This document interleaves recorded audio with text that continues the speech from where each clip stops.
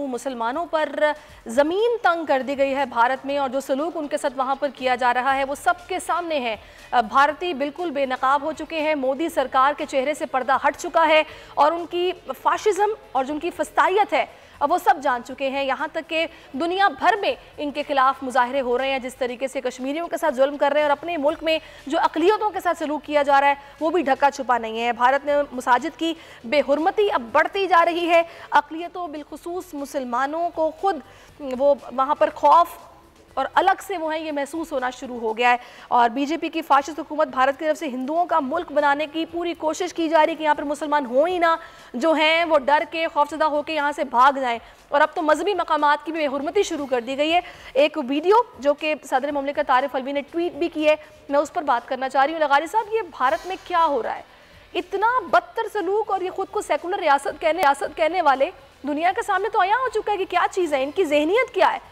और एक तो ये है कि ये सेकुलर नहीं रहे हैं, और जो इनका इत्तेहाद की एक ही इनके पास अलामत थी कि वो सेकुलर स्टेट के तौर पर काम करते हैं। और सेकुलर स्टेट का मतलब ये नहीं होता है कि लादीन हुकूमत है। स्टेट किसी भी मज़हब के मामलात में मुदाखलत नहीं करती है। और कायद-ए-आज़म की 11 अगस्त की तकरीर भी यही थी, और उसमें भी यही कहा था कि लोग रियासत के मज़हब में, रियासत की नज़र में लोगों का कोई जो भी मज़हब हो वो रियासत के लिए काबिल कबूल होता है। लेकिन इंडिया ने इसको निकाल के रख दिया है।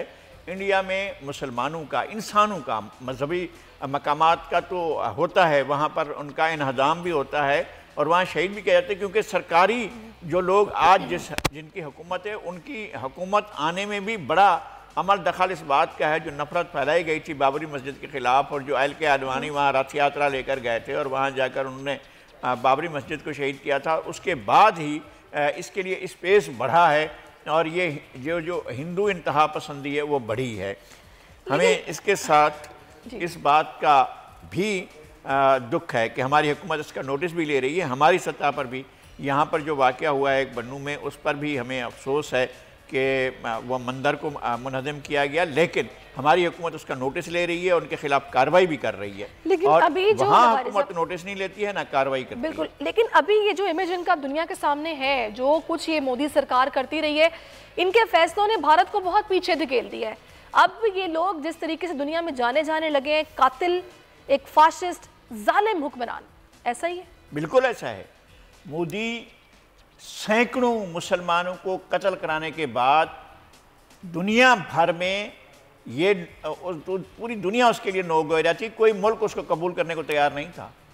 कोई अमेरिका ने उस पर पाबंदी लगा रही थी कि वो अमेरिका में सफ़र नहीं कर सकता। अगरचे वो वज़ीर आला था गुजरात का, उसके अमेरिका में दाखिले पर पाबंदी थी। अरब ममालिक उससे नफ़रत करते थे।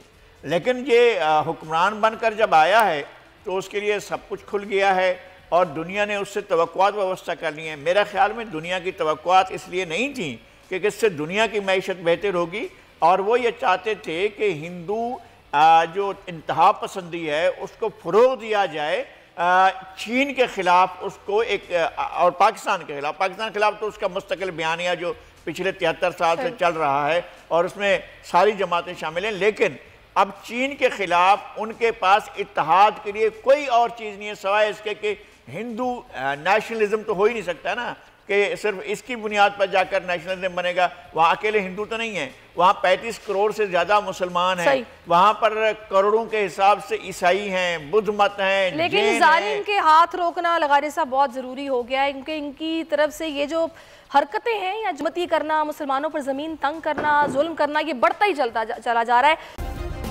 सब्सक्राइब करें और बेल दबाएं ताकि कोई खबर रह न जाए।